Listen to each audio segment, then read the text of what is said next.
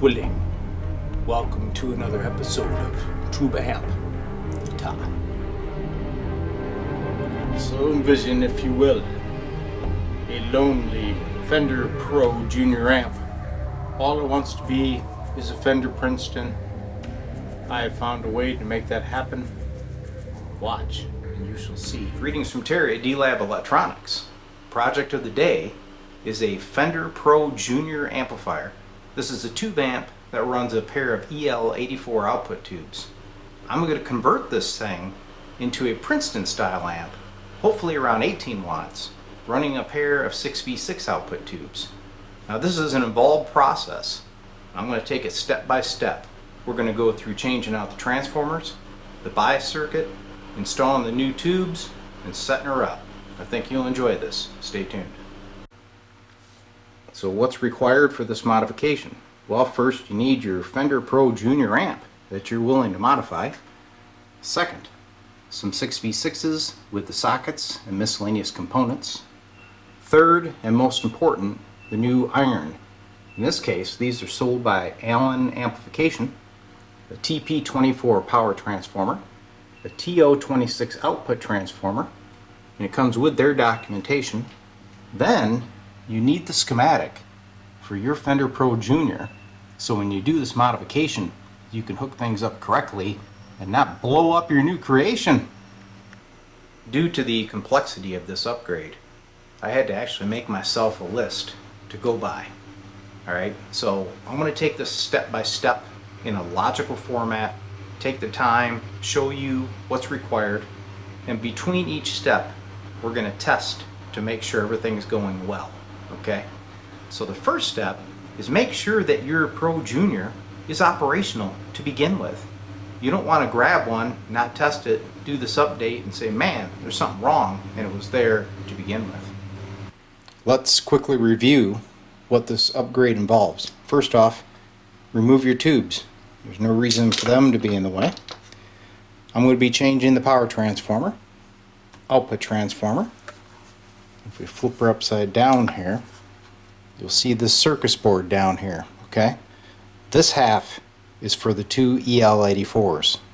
I'm going to cut the board and remove that half. These ribbon cables, they're also going to be gone. And I'm going to hardwire the new 6v6 sockets in. Then over in this area is the bias circuit. I have to change that. The current bias is approximately negative 10 volts. I need about 3 times that for the 6v6s. So there's going to be some changes on the board. I will be leaving these two sockets for the 12AX7s because I'm going to keep that preamp circuitry intact. I will not be interrupting that. The only thing I'll have to do is get the filament wires hooked back up to that side of the board when I cut the circuit board. Other than that, it should be smooth sailing. Step 1. Let's change out the stock power transformer with the new TP24 heavy duty type. Here's bottom side with the current stock power transformer. You can see the filament lines taken off to the other board for the tubes. Here's your high voltage leads going into the circuit board, and then your 120 leads here. So changing this out is pretty much a no-brainer, and the new one will fall right into that same cavity, so there's no chassis modifications needed. The easiest way to do this is take a pair of wire cutters, clip off these wires where they're at, leave yourself a road map. New power transformers in place. Now I have to flip the circuit board so I can solder those leads in. So I've got the board loose, okay? The other thing I want to caution you about is when you take off these chicken head knobs, they push on these shafts. A lot of times they're stuck, and if you apply too much pressure, you're going to break those pots. So I always squirt a little bit of WD-40 behind here. It seeps in and they pop right off. Circuit board's free, which will allow me to wire up the high voltage of the power transformer. But before I do that, we have to go to step 2, which is updating the negative bias supply. right here you have two capacitors, C13, C14. They're only rated at 35 volts, 10 microfarad. We are going to be dangerously close to the high rating of these caps. So here is the stock negative bias circuit. They tap off of one leg of your high voltage, rectify it, some filter caps, and as you can see it used to be negative 10.4. So this is all going to change. So to simplify the negative bias needs, I've removed the components from the board, and I'm going to add my own negative bias externally to make it easier to configure. The other thing I need to do is under here is a 2.7K resistor that was used for the screens of the 6BQ5s. We're going to change it out with 1000 for the 6V6s. So all my work on the main board is complete. So now comes the task of removing the tube board and cutting it in half. So what I'll be doing is slicing the board right down the center, leaving this mounting screw. This half the board goes away. These ribbons are going to go away because they're going to be mounted direct to the 6V6 sockets. And you may say, well, what's the pinout of those ribbons? Well, here it is. So you can see it's pretty basic. It'd be real easy to reconfigure with straight wires. So the board is removed. Ribbon cables are disconnected from the main board. Next step, we're going to slice this board right in half. So this is the point of no return, people. If you decide you don't want to do this, I'd stop right now.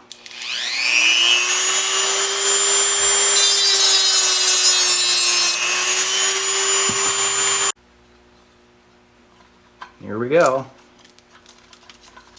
Disconnected. Now these two traces here are the filaments for the 212X7s. So I'm going to have to clean this up, reattach some wires to go to the filament supply lines. Next step, here's the vintage octal sockets for the 6V6s. Now these measure 1 inch across, which is perfect for these holes. So they're going to mount in there just like they're made for it. So luckily there's some holes in the chassis that already line up with the new tube socket.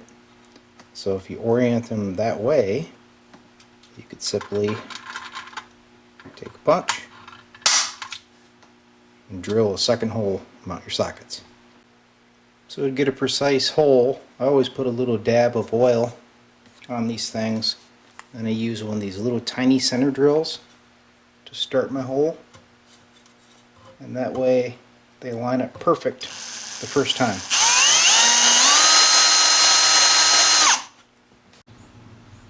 Filament leads are connected to the preamp board. I've got my pigtails connected to the main board that will go to the new tube sockets. Now I'm going to go ahead and put on the output transformer, but if you notice, it has outputs for 4 and 8 ohm. This amp only has one jack here for 8, so I'm going to add a second jack in that position right there for 4. A new output transformer is installed on the chassis. Circuit board is mounted again. Here's our modified tube board. 2 sockets for the 6V6s. Terminal board for my bias circuit. Second jack for your audio out. Wires on the transformer here ready to connect. The little pigtails are ready. It's time for the final wiring. So after a couple glasses of wine and getting pissed off at the negative bias system that was in this amp, I decided to strip it out. This amp now has cathode biasing with a resistor and a cap, like the good old amps did. No adjustments required. Okay? So this thing really turned out good. Next, let's put it on the scope. Let's take a look at the sine wave and see if I really did as good a job as what I thought I did. So here's the new bias circuit right here. You have a 360 ohm resistor, 10 watt, going to ground in parallel with a 100 microfarad cap. And these guys go over to pin 8 of both of the output tubes. Foolproof, very reliable system.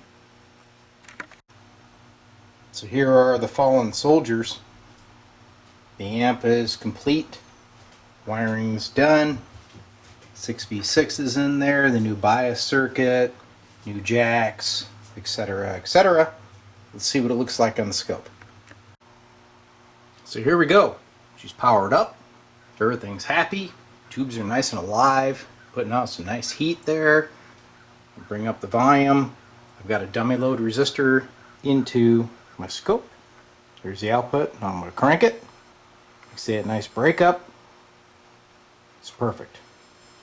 Next step, we'll have to get somebody over here to play it, because as you know, I can't play. Well, there you go. A great update for a Fender Pro Junior. I never understood why they use 6BQ5s in the first place. I hate those tubes. Okay? Those things are the most unreliable tubes ever made. Maybe they get a deal on them. I don't know. But if it's a Fender amp, it better have 6V6s. And here it is, and the thing is working great. The only word of advice, don't do this if you're not comfortable, because as you can see, it's quite the task. It took me 6 hours. It's my first one, but it was fun. Hope you enjoyed the video.